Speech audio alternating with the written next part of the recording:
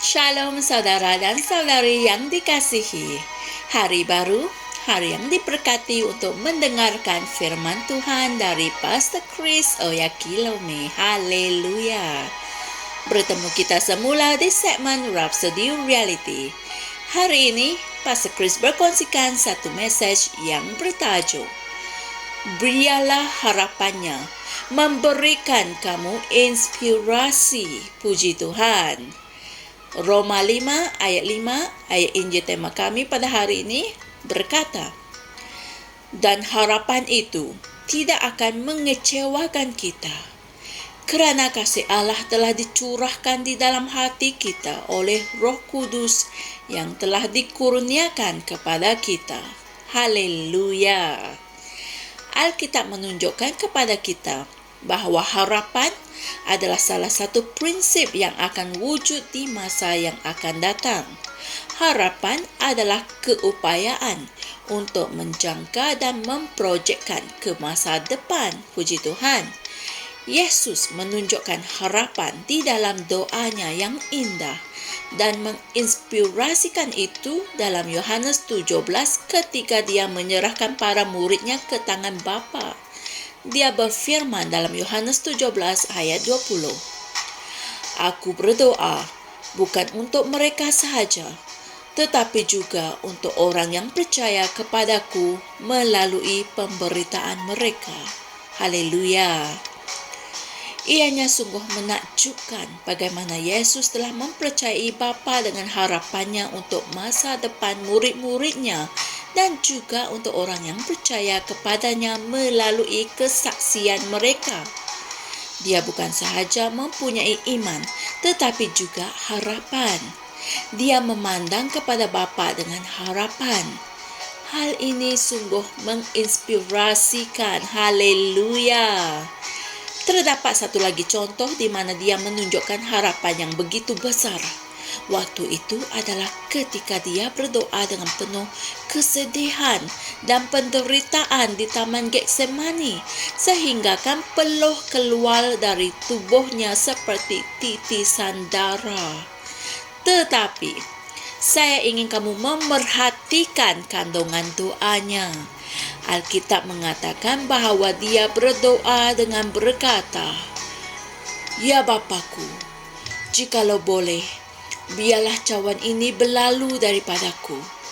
Tetapi, janganlah seperti yang aku kehendaki, melainkan seperti yang Engkau kehendaki. Haleluya. Inilah firman Tuhan dalam Matius 26 ayat 39. Yesus adalah seorang yang beriman, tetapi dalam konteks ini dia sedang berharap. Dia menanggung penderitaan di kayu salib oleh kerana dia meletakkan harapannya pada hasilnya. Haleluya. Yesus menunjukkan harapan ketika dia tergantung di kayu salib, berharap walaupun dalam kematian. Inilah Kristus yang dimaksudkan oleh Paulus semasa dia mengumumkan, jadi sesiapa yang ada di dalam Kristus, dia adalah ciptaan baru. Yang lama sudah lenyap, lihatlah, segala sesuatu telah menjadi baru. Amin. Hal ini boleh didapati dalam 2 Korintus 5 ayat 17.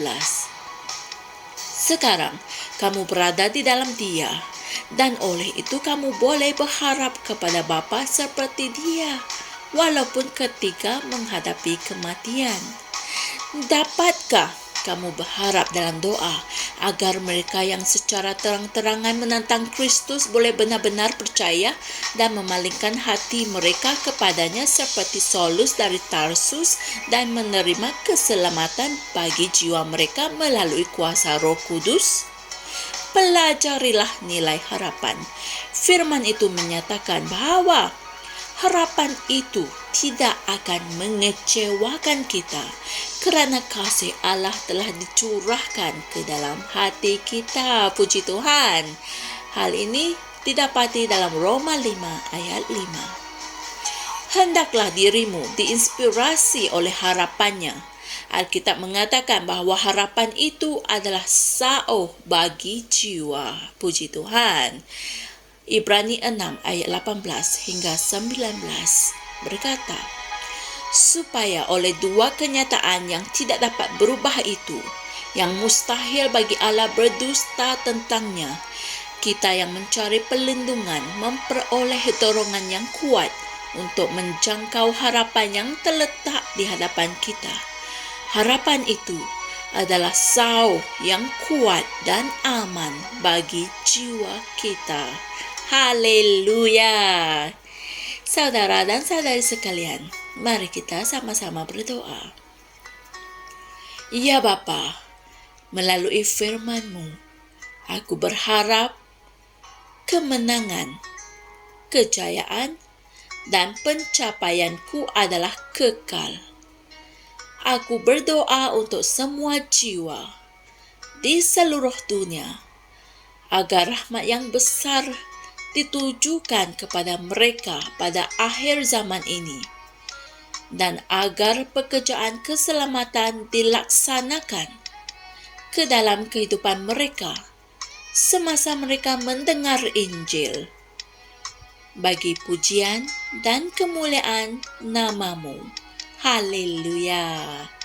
Untuk renungan tambahan, sila kaji dan pelajari dan juga renungkan ayat-ayat Injil berikut, iaitu Roma 4 ayat 18, Ibrani 6 ayat 19, Kitab Terjemahan Amplified Classic, dan Mazmur 71 ayat 14. Haleluya! Kami percaya kalian telah mempelajari sesuatu yang berguna dari perkongsian firman Tuhan hari ini. Puji Tuhan. Oleh itu, dalam segala apa yang kalian lakukan atau hadapi, hendaklah kamu meletakkan harapanmu kepada Tuhan. Kerana Injil mengatakan, harapan itu tidak pernah mengecewakan. Puji Tuhan. Dialah Bapa yang boleh diharapkan dan dipercayai. Jumpa lagi esok dan Tuhan berkati. Shalom.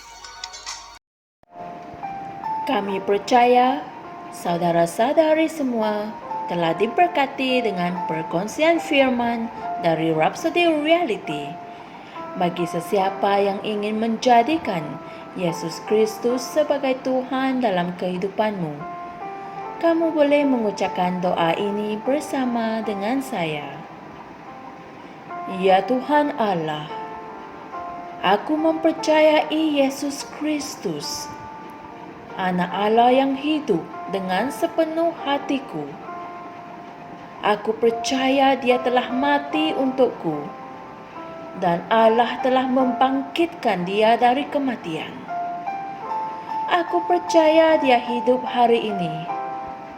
Aku mengaku dengan mulutku bahawa Yesus Kristus adalah Tuhan dalam hidupku mulai dari hari ini. Melalui Dia dan di dalam nama-Nya, aku mempunyai kehidupan yang kekal. Aku telah dilahirkan semula. Terima kasih Allah kerana menyelamatkan jiwaku. Aku sekarang adalah anak Allah. Haleluya. Tahniah, sekarang kamu telah menjadi anak Allah. Untuk apa-apa sebarang pertanyaan atau untuk mendapatkan lebih banyak maklumat mengenai bagaimana untuk bertumbuh sebagai seorang Kristian, Anda semua boleh hantar mesej di akaun Facebook kami atau email kami di tni.msia@gmail.com. Sekali lagi, tni.msia@gmail.com. Tuhan berkati Anda semua.